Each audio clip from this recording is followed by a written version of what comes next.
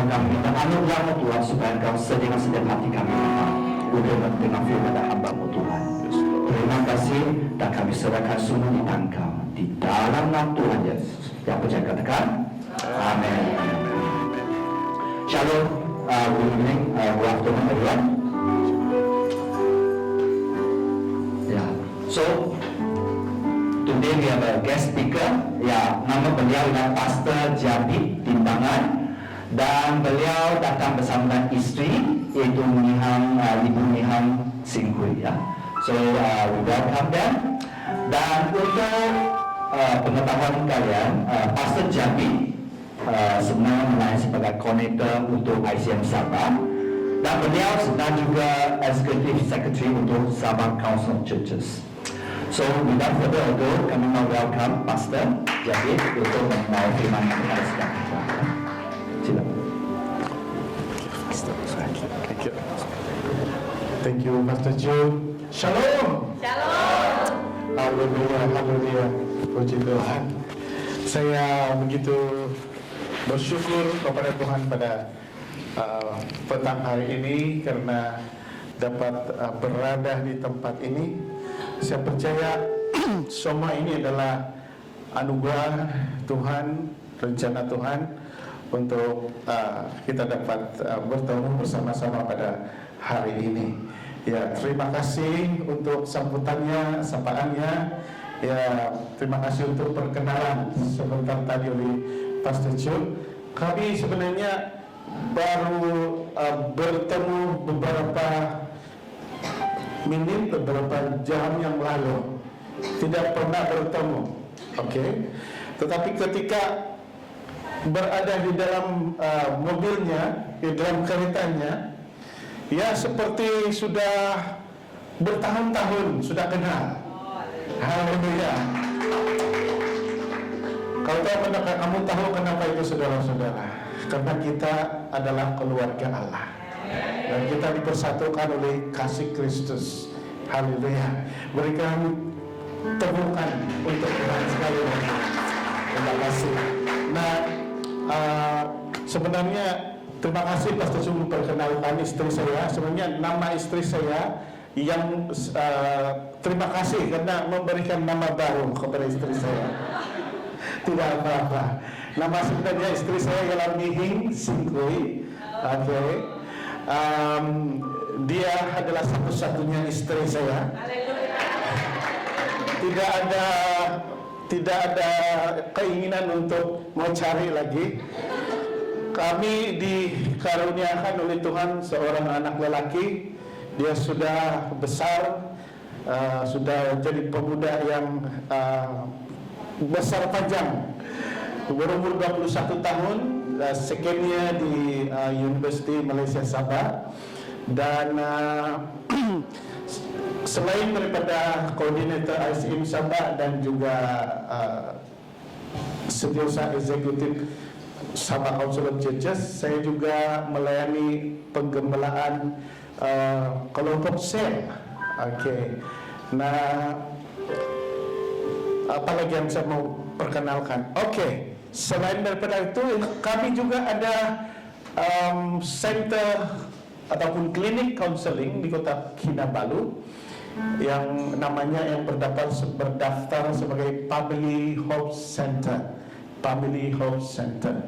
Dan counseling ini, klinik counseling ini adalah untuk membantu para belia, para pemuda-pemudi untuk apa-apa saja counseling, membantu pasangan-pasangan yang ingin berkahwin, membantu pasangan yang baru mau berkahwin, membantu pasangan yang sudah berkahwin, dan membantu pasangan yang sudah berkahwin tapi mau lepas daripada perkawinan tetapi disatukan kembali oleh Tuhan. Amin.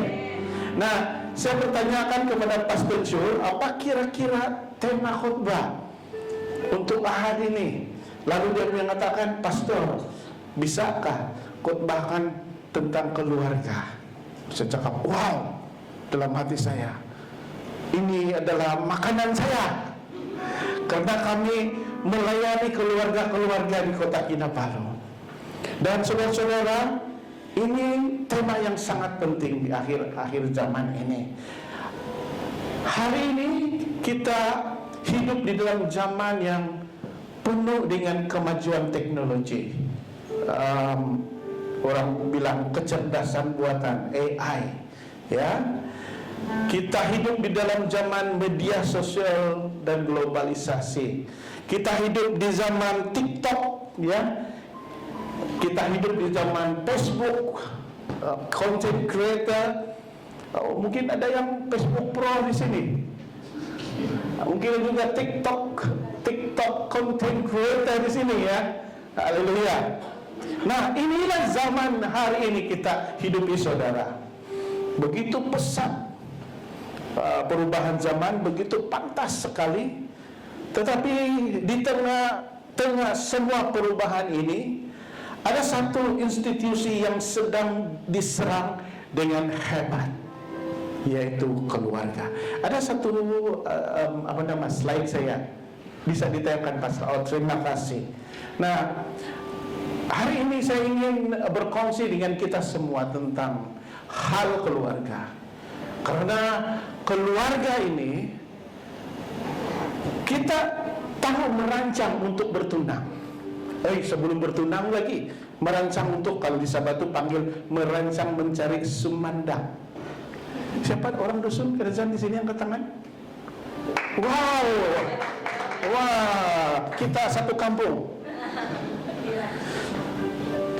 Sebelum kita bertunang, kita merancang untuk mencari sumandak atau mencari ternak wagu. Selepas itu merancang untuk bertunang. Lepas itu bertunang, merancang kalau di Sabah itu mencari, kalau sebelum kawin itu mesti sekurang-kurangnya ada duit untuk bayar berian, 1 ekor karabau kan 2 ekor karabau. Lepas itu, ya, manusia merancang untuk semua itu. Tetapi tahukah saudara-saudara bahwa keluarga itu sebenarnya adalah rancangan Allah sejak dari awal lagi, ya. Tetapi itulah yang saya katakan tadi, hari ini institusi keluarga diserang dengan hebat. Karena perkawinan hari ini dianggap sudah tidak penting. Kesetiaan dianggap hanya satu pilihan. Anak-anak semakin ingin menjauh daripada ibu bapa. Rumah bukan lagi tempat tinggal yang aman. Rumah bukan lagi tempat yang damai. Katil yang cantik, yang mahal, tilam yang setinggi 9 inci itu sudah tidak lagi menjadi satu tempat pertiduran yang nyenyak. Karena rumah bukan lagi tempat yang aman untuk didiami, tetapi tempat tekanan. Meja makan di dapur sudah semakin sunyi, sepi. Tetapi tahukah saudara bahwa firman Tuhan jelas mengatakan di dalam Kejadian pasal 1 ayat 31 dikatakan, maka Allah melihat segala yang dijadikannya itu sungguh amat baik. Termasuklah di dalam ciptaan yang sungguh amat baik itu, saudara, itu ialah keluarga kita. Dan hari ini Tuhan ingin mengingatkan kita semua bahwa keluarga bukan rancangan manusia. Keluarga bukan idea manusia, saudara. Keluarga bukan ciptaan budaya kita, tetapi keluarga adalah rancangan Allah sejak dini lagi, sejak awal lagi. Saya ingin membawa kita untuk membaca bersama-sama pembacaan ini, Kejadian pasal 1 ayat 27 hingga 28. Mari kita membaca bersama-sama, ya. Demikianlah. Boleh kita baca sampai di KLEE, boleh dengar? Oke, mari kita baca dengan kuat. 1, 2, 3. Demikianlah Allah menciptakan manusia dan menjadikan mereka seperti dirinya sendiri. Dia menciptakan mereka lelaki dan perempuan. Kemudian dia memberkati mereka dan berfirman, hendaklah kamu mempunyai anak cucu yang banyak, supaya keturunan kamu menduduki seluruh muka bumi dan menguasainya. Hendaklah kamu menguasai semua ikan, burung, dan binatang liar. Ini merupakan suatu kepercayaan yang diberikan oleh Allah kepada manusia ciptaannya, saudara. Kepercayaan dari segi apa? Jika kita melihat kebangunan rohani di dalam gereja, kita mesti melihat bangunan kerohanian kita di rumah. Oke. Jika kita mau melihat generasi yang takut akan Tuhan, kita juga mesti membina sebuah keluarga yang takut akan Tuhan. Amin. Jadi keluarga dalam rancangan kekal Allah. Di dalam Kejadian pasal 1 ayat 27 hingga 28 yang kita baca sebentar tadi, Allah menciptakan manusia menurut gambarnya, lelaki dan perempuan. Lalu Allah memberkati mereka. Nah, perhatikan ada 3 perkara penting di sini. Yang pertama, keluarga lahir dari hati Allah. Sebelum ada dosa, sebelum ada penderitaan, sebelum ada gereja, Tuhan sudah menciptakan keluarga. Makanya ini bermakna bahwa keluarga bukan hanya semata-mata reaksi terhadap dosa, tetapi rancangan kekal Allah. Bukan karena setelah Adam dan Hawa diusir daripada Taman Eden, lalu institusi keluarga itu baru dirancang. Tidak. Sejak dari Taman Eden lagi, Allah sudah, sebelum Allah menempatkan pasangan ini di Taman Eden, Allah sudah merancang ini lebih awal. Kejadian 2 ayat 18 dikatakan, tidak baik kalau manusia itu seorang diri saja. Lalu dia memberikan penolong yang sepadan, penolong yang sama lawak, sama cantik. Ya kan? Di dalam Taman Eden itu sebenarnya Adam tidak sendirian, betul atau tidak? Dan yang paling iras-iras dengan dia tinggal di atas pokok. Ada satu yang pribadi yang panjang tangan dia, berbulu, hampir sama dengan manusia. Kalau orang saya bilang itu gemuk atau orangutan. Tapi itu tidak secocok, tidak sepadan dengan manusia. Mana mungkin Adam dikawinkan dengan orangutan? Walaupun dia hampir iras sama. Kata orang Sabah, Allah memberikan yang terbaik untuk Adam. Katakan di sini bersama-sama, Allah memberikan yang terbaik untukku. Siapa yang belum kawin di sini angkat tangan?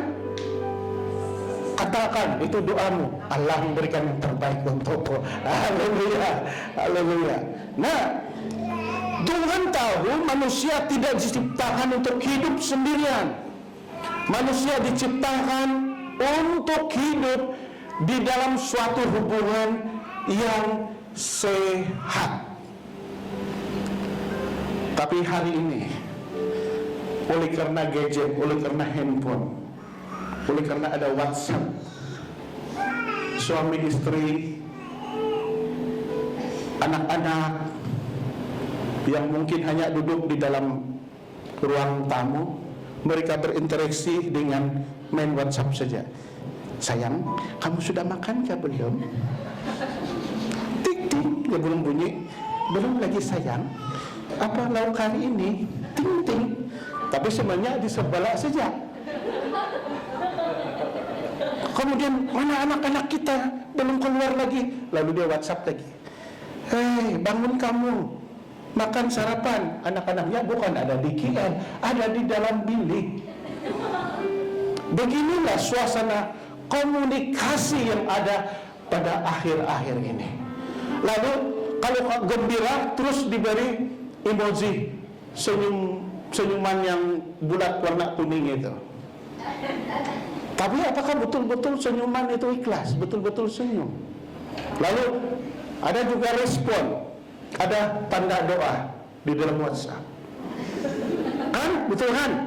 Tapi betulkah kita berdoa ketika kita memberi simbol berdoa itu?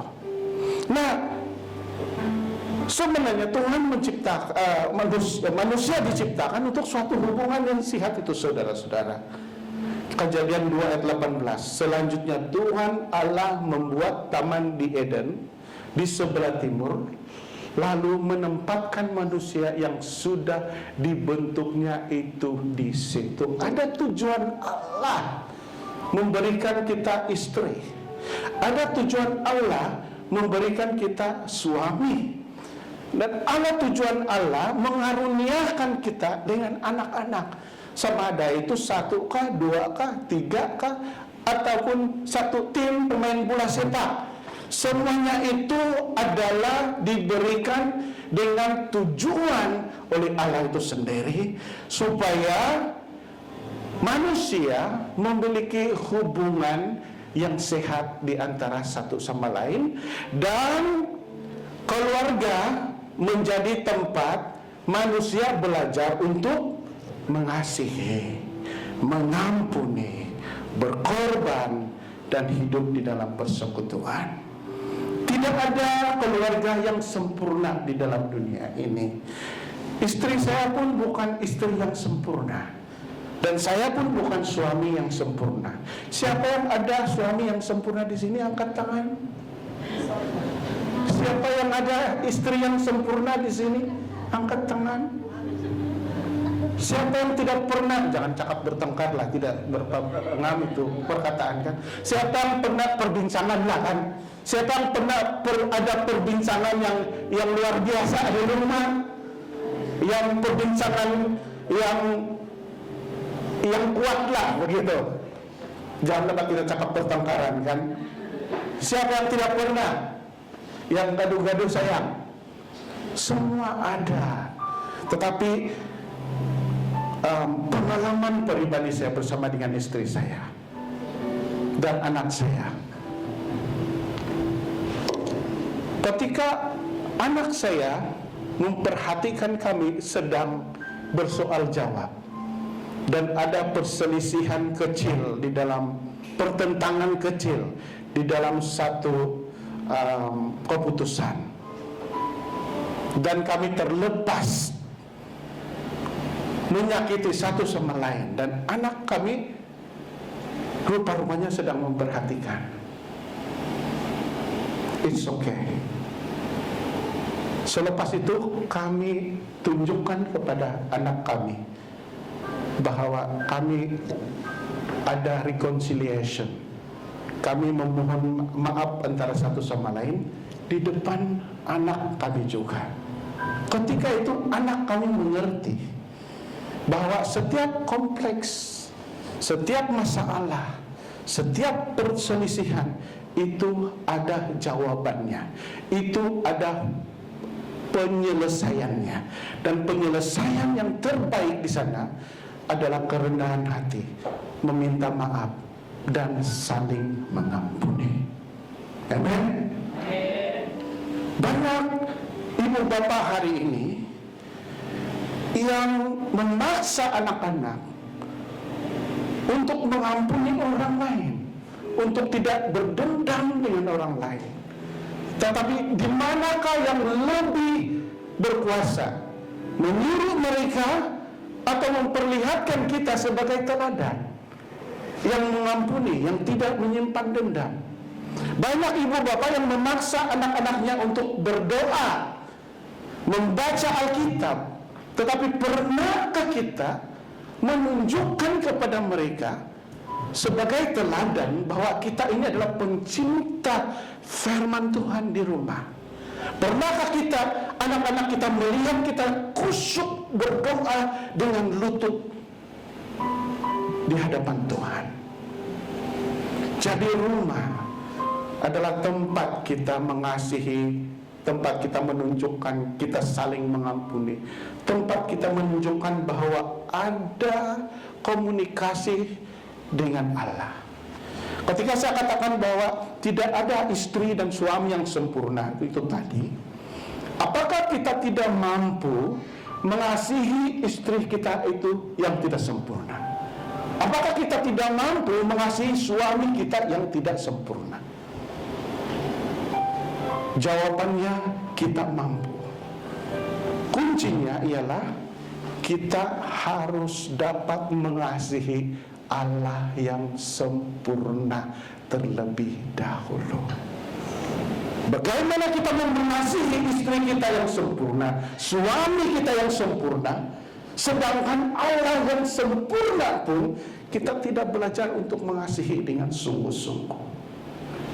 Maka institusi keluarga tempatnya saudara sebagai persekutuan yang akrab dengan Tuhan. Perkawinan adalah suatu next slide. Perkawinan adalah perjanjian dan bukan kontrak. Hari ini dunia mengajar, jika kita bahagia, wah, kita akan hidup bahagia sampai selama-lamanya. So sweet, dia bilang. Tetapi kalau kita hidup tidak bahagia, sampai di sini saja, mari kita berpisah. Inilah yang diajar dunia. Kalau sudah tidak serasi, tinggalkan saja. Tetapi firman Tuhan berkata di dalam Maliaki pasal 2 ayat 14, Tuhan menjadi saksi antara engkau dan istri di masa mudamu. Di sini. Jadi jika perkawinan hanya berdasarkan emosi dan perasaan, ia akan runtuh bila perasaan kita berubah, saudara. Tetapi jika perkawinan dibina di atas firman Tuhan, ia akan tetap bertahan walau apapun badai yang datang di dalam kehidupan kita. Yang seterusnya, keluarga adalah asas kepada semua institusi. Sebelum ada negara, ada keluarga. Sebelum ada gereja, ada keluarga. Sebelum ada masyarakat, ada keluarga. Jika keluarga runtuh, masyarakat rosak. Jika keluarga runtuh, gereja akan lemah. Jika keluarga runtuh, generasi akan hilang arah. Saya ingin bertanya dengan jujur kepada kita semua hari ini. Apakah kita lebih sibuk melayani? Apakah kita lebih sibuk dengan gereja, tetapi lupa untuk membina keluarga kita? Apakah kita lebih sibuk melayani Tuhan di luar, tetapi kita gagal melayani Tuhan di rumah kita? Di dalam 1 Timotius pasal 3 ayat 5, jikalau seorang tidak tahu mengepalai keluarga sendiri, bagaimana ia dapat mengurus jemaat Allah? Keluarga sebagai altar rohani juga, saudara. Ulangan pasal 6 ayat 6 hingga 9, dia menegaskan di sini tentang ajarkanlah berulang-ulang kepada anak-anakmu tentang Taurat Tuhan. Dan Tuhan tidak menyerahkan pendidikan rohani anak-anak sepenuhnya kepada gereja, tetapi Tuhan menyerahkan tugas itu kepada keluarga kita. Rumah bukan sekadar tempat tidur. Rumah adalah satu mezbah, satu altar rohani. Yang seterusnya, siapakah imam di dalam rumah? Di dalam Alkitab, bapa atau ayah adalah imam keluarga. Efesus pasal 6 ayat 14 dikatakan, hai bapak-bapak, janganlah bangkitkan amarah anak-anakmu, tetapi didiklah mereka dalam ajaran dan nasihat Tuhan. Ada soalan paling penting di sini. Adakah bapak menjadi pemimpin rohani? Atau hanya pencari nafkah saja? Adakah doa dipimpin oleh bapak? Atau hanya oleh pastor atau pendeta sahaja di gereja? Pada hari ini, jika bapak tidak berdiri sebagai imam, rumah akan kehilangan arah rohaninya. Oke, kita sudah bercakap tentang bapak tadi. Bagaimana pula dengan peranan ibu di dalam rancangan Allah? Ibu bukan sekadar pengurus rumah, tetapi pembentuk jiwa generasi. Di Amsal 31 ayat 26 hingga 28, dia menegaskan tentang ibu yang bijaksana membina rumah tangganya. Dan banyak orang yang hebat-hebat lahir daripada doa seorang ibu. Ada seorang worship leader yang baru-baru ini dipanggil Tuhan. Dia terkenal juga, namanya adalah Ron Kenoly. Saya tidak tahu kamu kenal atau tidak. Ketika Ron Kenoly berada di dalam kandungan ibunya dia memegang perutnya dan dia berkata, Bapak, sebelum anak ini lahir dari perutku, kiranya engkau berkenan, jadikanlah dia seorang penyembahmu yang menyembah engkau sampai ke seluruh bumi, dia katakan. Dan beberapa tahun kemudian, Ron Kenoly menjadi seorang pemimpin worship leader yang dipakai Tuhan, sehingga dia dipanggil Tuhan beberapa hari yang lalu. Timotius juga, kalau kita melihat di dalam Alkitab, Timotius menjadi pemimpin rohani karena iman neneknya Louis dan ibunya Eudik. Ya. Yang seterusnya, saudara, anak-anak sebagai warisan. Tadi kita bercakap, kadang-kadang kita risau anak-anak kita gagal di dalam peperiksaan, tetapi kita tidak risau pula anak kita gagal di dalam iman mereka. Ya. Nah, keluarga juga hari ini berada di dalam medan peperangan rohani. Kalau kita membaca di dalam Kejadian pasal 3, iblis menyerang keluarga yang pertama itu, Adam dan Hawa. Mengapa iblis menyerang Adam dan Hawa? Karena iblis tahu kalau dia merusakkan keluarga, dia akan merusakkan rancangan Allah sepenuhnya bagi manusia. Hari ini serangan terhadap keluarga juga semakin kuat. Iblis sejak dia mencobai dan menjatuhkan Adam dan Hawa di Taman Eden, dia tidak putus asa dan tidak pernah berhenti. Sampai pada detik ini, pada saat ini, iblis sentiasa mencari peluang untuk mengganggu kita, mencuri kebahagiaan setiap keluarga.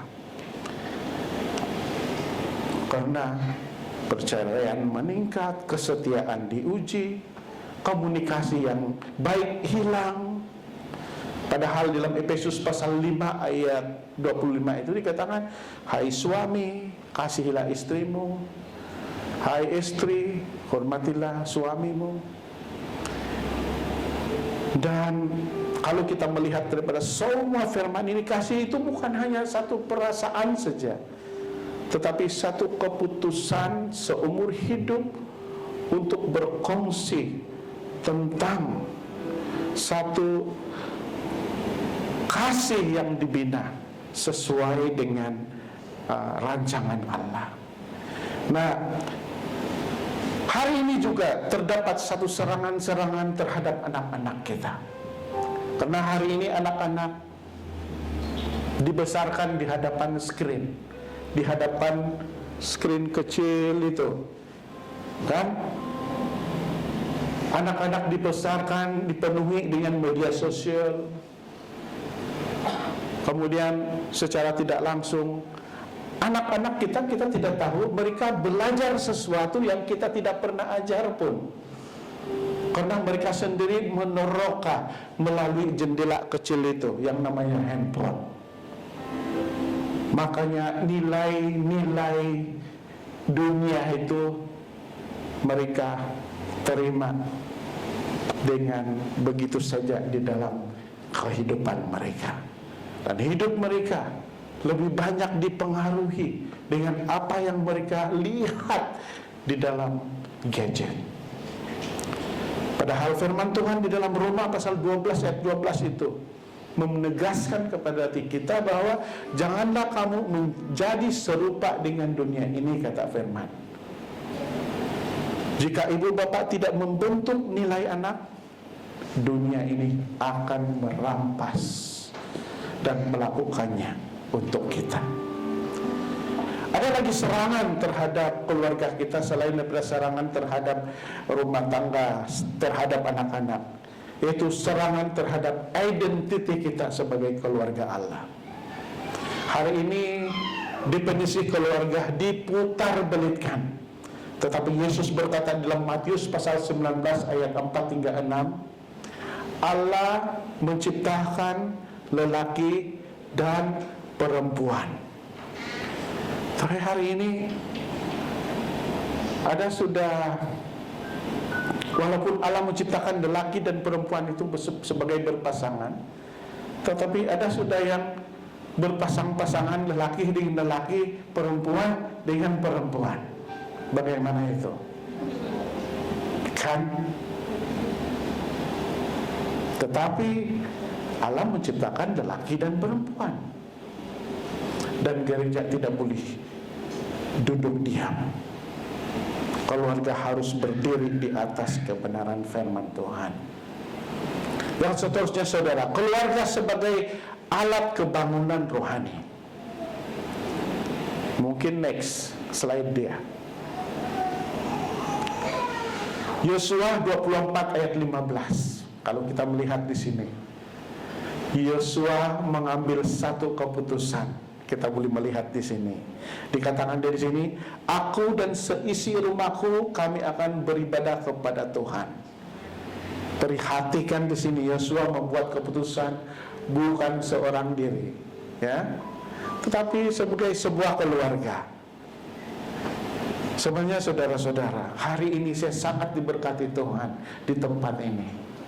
Walaupun tempat ini kecil, jemaat-jemaatnya bukan seramai dengan jemaat-jemaat yang saya layani di Kota Kinabalu, Sabah.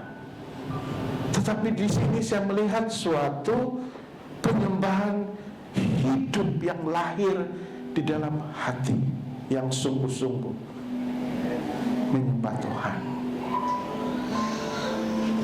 Ketika alat-alat musik sebagaimana sesederhana sekalipun, kalau semuanya ini digunakan dengan sungguh-sungguh untuk mencari dan menyembah Tuhan, kita hampir dapat menikmati suasana penyembahan di sorga. Amen. Saya melihat anak-anak yang begitu kecil. Saya tidak pernah melihat anak yang kecil seperti itu begitu pandai, begitu bertalenta untuk menari, untuk memuji Tuhan. Berikan tepukan yang tinggi untuk Tuhan. Kamu tahu kenapa itu terjadi, saudara? Karena kebangunan rohani itu tidak bermula di atas pentas ini. Kebangunan rohani itu tidak bermula di stadium yang besar, tetapi kebangunan rohani itu terjadi bermula di ruang tamu keluarga kita. Amin. Dan perhatikan Yosua membuat keputusan di sini. Yosua membuat keputusan bukan seorang diri, tetapi sebagai keluarga, satu keluarga melayani Tuhan bersama-sama. Nah, yang seterusnya keluarga yang takut akan Tuhan. Di Mazmur 128, jika satu keluarga takut akan Tuhan, ia menjadi berkat bagi generasi ke generasi. Yohanes 13 ayat 35 dikatakan, dengan demikian semua orang akan tahu bahwa kamu adalah muridku. Dunia melihat Tuhan bukan hanya di gereja, saudara-saudara, di tempat yang ada dinding, ada atapnya, di silingnya ada dinding, semua berpenjuru. Dunia tidak akan melihat Tuhan Yesus di tempat ini saja, tetapi melalui kehidupan setiap keluarga-keluarga Kristen, keluarga-keluarga yang percaya kepada Tuhan, di mana saja kita berada. Apakah keluarga kita hari ini mampu untuk bersinar? Kalau kita berada di tempat yang memang sedia bersinar, yang tempatnya terang benderang seperti ini, kita mau bersinar pun sinarnya tidak kelihatan betul tak tidak. Kecuali kita pergi di luar sini yang penuh dengan lampu-lampu ini, di tempat yang gelap, barulah terang kita itu kelihatan. Keluarga-keluarga yang percaya Tuhan, yang takut akan Tuhan, yang mengalami kebangunan rohani bermula di ruang tamu, inilah keluarga yang sinarnya itu tidak pernah malam di tempat yang gelap.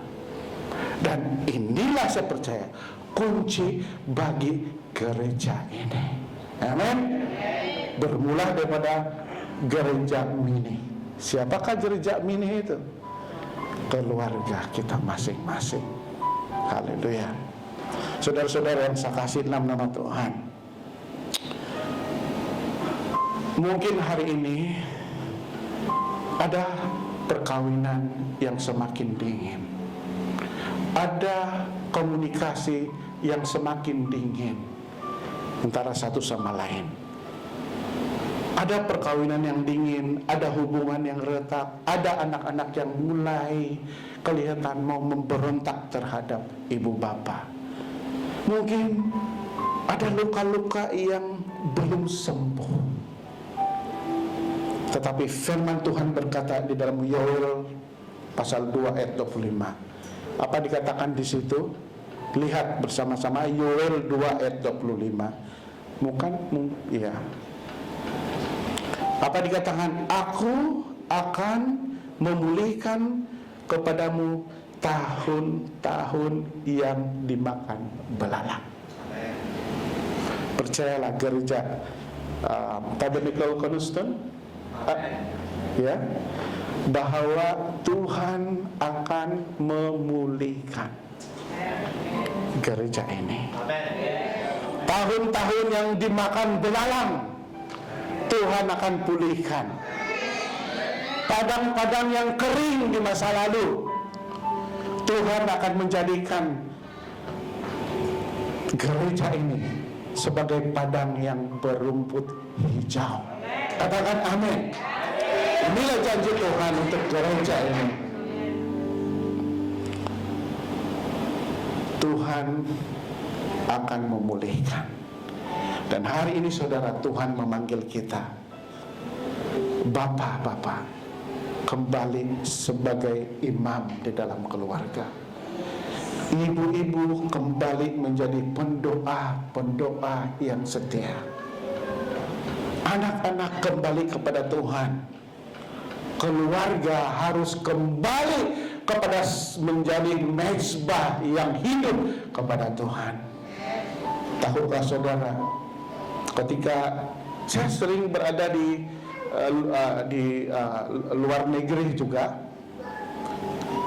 berada di luar negara juga untuk pelayanan, dan istri saya tanpa saya sadar selama ini jam 4 pagi setiap pagi dia akan bangun dari katil dan dia tumbang tangannya ke atas saya yang masih sedang berdengkur dan berdoa untuk saya. Kenapa saya tahu? Karena satu hari saya terbangun dan saya terkejut, saya ingat hantu. Rupanya istri saya sedang berdoa untuk saya. Dan ketika saya naik di atas panggung, di atas mimbar untuk berkhotbah, ada satu kuasa yang tidak pernah saya alami. Saya hampir menangis ini karena saya mengalaminya itu. Ibu-ibu, kuasa doa kamu itu sangat luar biasa. Katakan ibu-ibu, doaku luar biasa. Amin. Haleluya, puji Tuhan. Berikan kemuliaan untuk Tuhan. Dan hari ini saudara, saya ingin mengajak kita untuk membuat satu keputusan rohani. Saya ingin mengajak tim pujian penyembahan bisa datang bersama-sama. Hari ini saya ingin mengajak kita untuk membuat satu keputusan rohani. Mari kita semua bangkit berdiri di tempat ini. Ada sesuatu yang menjadi satu kerinduan yang Tuhan ingin terjadi di tempat ini. Kalau gereja kita dipulihkan, kalau keluarga kita dipulihkan, gereja akan terus dipulihkan. Kalau keluarga terus berhasil dan terus menyenangkan Tuhan, gereja ini akan terus berhasil dan terus menjadi gereja yang menyenangkan Tuhan. Kalau keluarga menjadi persembahan yang beraroma harum di hadapan Tuhan, gereja ini akan menjadi suatu mezbah, suatu altar yang melahirkan aroma yang harum di hadapan Tuhan. Percaya saudara, Tuhan sangat senang dengan persembahan ukupan yang terbaik. Dan hari ini gereja ini akan mulai memberikan persembahan ukupan yang terbaik untuk